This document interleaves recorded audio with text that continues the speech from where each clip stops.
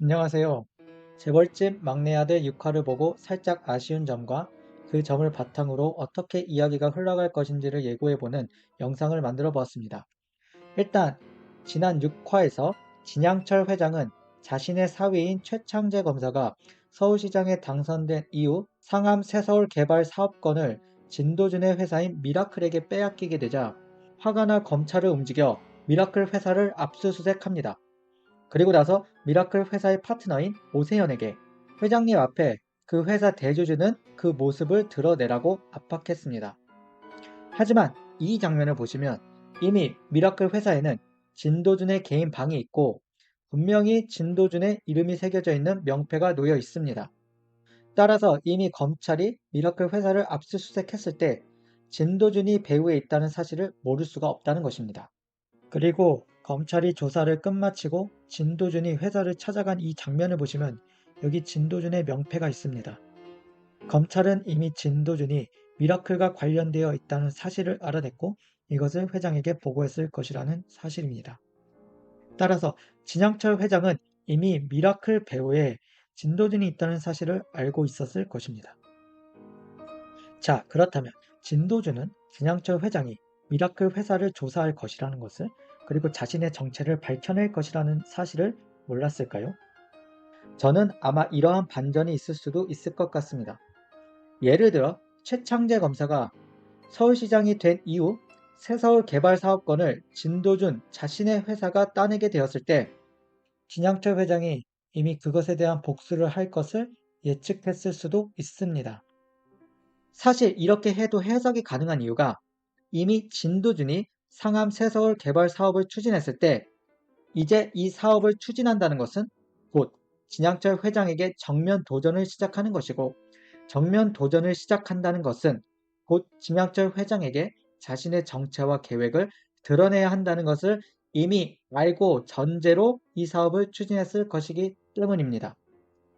그러니까 결국 진양철 회장이 미라클 회사를 검찰로 압박해서 진도준이 이에 못 이겨 진양철 회장을 찾아간 것이 아니라 이 모든 빅피처를 그려 놓았기에 새서울 사업권을 자신이 따게 되면 진양철 회장은 당연히 미라클 회사를 압박할 것이고 그러면 그때 자기가 정체를 드러내면 되겠다고 즉 진도준이 이미 이 타이밍쯤에 진양철 회장을 만날 시기를 계획하고 모든 일을 추진했을 수도 있다는 것입니다.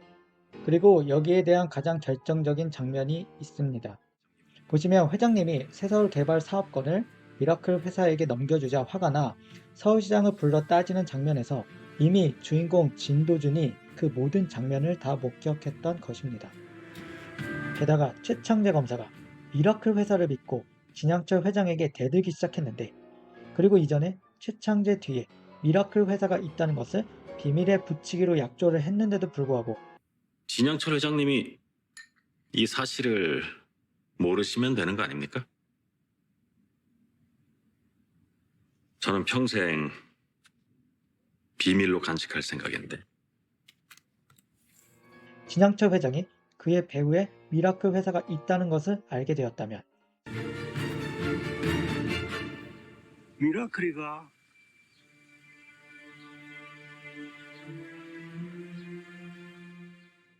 최창재가 이 사실을 미라클 회사에게 알리지 않았을까요? 진양철 회장이 이미 다 모든 것을 알게 되었다고? 당연하지 않나요? 게다가 진도준에게 호감을 가지고 있는 모현민조차 이미 미라클 회사와 진도준이 어떤 관계가 있다는 것을 파악했는데 진양철 회장이 그것을 파악하지 못한다는 것은 솔직히 말이 되지 않습니다. 또 한 가지 아쉬운 점은 최창재 검사가 서울시장이 되고 난 이후 너무나도 갑자기 진양철 회장에게 너무 도발적인 태도를 보인 모습입니다. 물론 그동안 최창재 검사가 진양철 회장에게 당한 굴욕과 한을 생각한다면 납득할 수도 있겠지만 사실 최창재 검사가 검사로서 그 자리까지 올라갈 수 있었던 것만 하더라도 진양철 회장의 영향력을 무시할 수 없기 때문이죠. 또한 서울시장이 되었다고 하더라도 진양철이 가지고 있는 파워는 어마무시하기 때문에 그와 척을 질 필요까지는 없다는 것을 초등학생들도 알 텐데 그렇게까지 대놓고 대항한다는 것은 사실 납득하기 어렵고 정치 쪽에서 롱런하고 싶다면 현명한 선택이 아닙니다. 왜냐하면 그가 설령 대통령이 된다고 하더라도 임기는 5년입니다. 하지만 재벌가는 영원하죠.